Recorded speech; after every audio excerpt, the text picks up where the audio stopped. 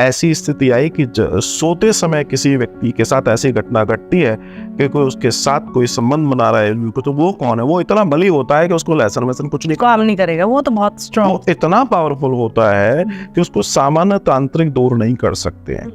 मतलब ये समझ, वो आता कैसे है? वो दो तरीके से आता है। या तो शुरुआत से उस बच्चे को वॉच कर रहा है, अब उसका विवाह हुआ, तो विवाह में ही उसने उसके साथ, उसके पुरुष के साथ चल चल के फेरे ले लिए। अब ये घटना आज के दृष्टिकोण में आप बिलीव करेंगे बढ़ रही है।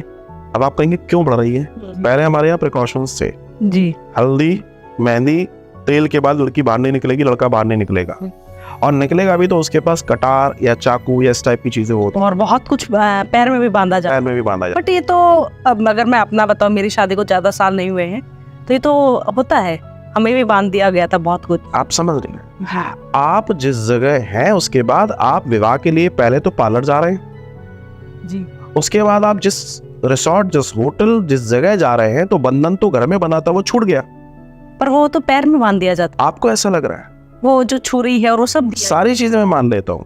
अब जैसे स्लीप पैरालिसिस के पेशेंट्स को हम कई बार कहते हैं कि अपने सिराने जी, वो कोई धारदार चीज लेकर जरूर सोए। अब ये स्लीप पैरालिसिस वाले लोगों को ही नहीं है, जो लोग ऊर्जा पे काम कर रहे हैं उनको भी इस चीज की जरूरत है, क्योंकि जब कोई अच्छी ऊर्जा पे काम करेगा तो उसके विपरीत वाली ऊर्जा भी बड़ी ताकतवर हो जाएगी, तो उसको वो चीज लेना बहुत जरूरी है, वरना उसके ऊपर वो अटैक। भाई देखो, अच्छे लोगों के विरोध में बुरे लोग हमेशा से रहे, चाहे लाइव में हो या नॉन लाइव में।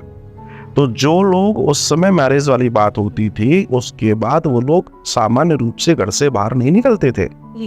आज क्या हो रहा है कि इसके बाद सामान्य रूप से सब घर के बाहर निकल रहे हैं। अब वैसा ना तो तेल होता, ना वैसी हल्दी होती, ना वैसी रस्में होती, न मंडप वैसा करता, क्योंकि मंडप जिस जगह करता था वही विवाह होता था। अब क्या वहां विवाह होता है? नहीं होता। क्या वो पूरे कस्टम फॉलो किए जाते हैं? नहीं होते। चीजें हो नहीं रही हैं, तो फिर घटना तो घटेगी।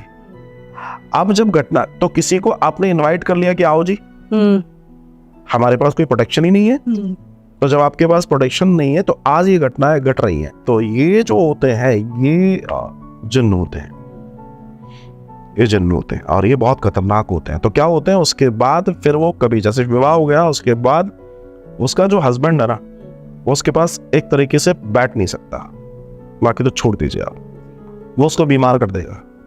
यहाँ तक कि कई केसेस ऐसे हैं कि उसको वो मरवा देता है, उसको ऐसी स्थिति कर देगा कि एक दिन वो मर जाएगा। क्या ये चेंज भी होता है? क्योंकि मेरे पास एक केस आया था, फीमेल वो शिकार थी, लेडी शिकार थी, अब उसकी बेटी है, एंड मुझे वो बेटी में वो दिखा। ये होता है? हाँ होता है। होता है ऐसे है कि जब किसी महिला के अंदर है, अब आप समझिए ना ये कौन है, ये वो लोग हैं जो लाइव रहते हुए बहुत ज्यादा वासना में रहे होंगे, बहुत ज्यादा कामनाओं में रहे होंगे, और वो चीजें उनकी फ्रूटफुल नहीं हो पाई। ठीक है, अब क्या हुआ, अब वो उसी स्थिति में चले गए। हमारे यहाँ एक शब्द है मुमुक्षु होना, मुक्ति होना। तो जो वासनाओं के साथ जाएगा वो वासनाओं की प्राप्ति ही करेगा, उसको वासना ही चाहिए। अब वो जैसे गया तो जाते में उसको वो देखा, अब उसको लगा कि दलेरी मतलब ठीक है जो भी कुछ है, लेकिन अब उसी के तौर पर उसकी बेटी दिखाई दे रही है, तो वहां प्रवेश कर जाएगा। आप छोड़िए पूरे परिवार के ऊपर, और ऐसे केसेस आते हैं। बात वही है, आपने अगर अपने ऑरा की क्लींजिंग या ऑरा को मजबूत नहीं रखा, आप जितनी ऊंचाई पर है आप उतने खतरे में हैं। जैसे मैं आप पे बहुत छोटी सी बात करूं, हम लोग यहाँ बैठे हैं, ये चेयर पर बैठे, अगर मान लीजिए चेयर का एक पैर टूट जाता, हम गिरेंगे तो क्या होगा? कुछ नहीं। लेकिन यही चेयर अगर हिमालय की चोटी पर रखी हो और एक पैर टूट जाए तो क्या होगा? मृत्यु। तो जो जितनी ऊंचाई पर है वो उतना खतरे में है, उसको उतनी ज्यादा प्रोटेक्शन की जरूरत है, उसको उसका ऑरा उतना मजबूत होना चाहिए, उसको अपने आसपास की स्थितियों पर उतना ज्यादा ध्यान देना चाहिए। इसलिए उनको यंत्र की, तंत्र की, मंत्र की, तीनों की जरूरत है।